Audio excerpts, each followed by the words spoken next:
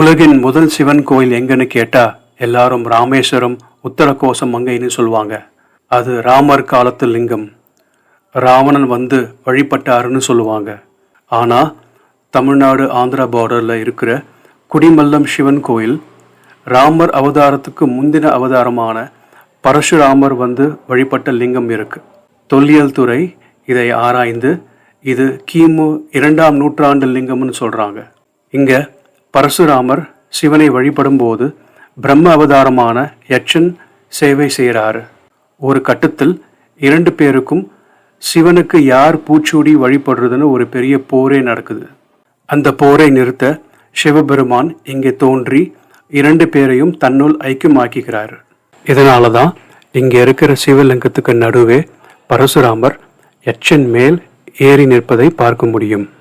கோவில் சுவரில் தமிழ் எழுத்துக்கள் இருப்பதை பார்க்க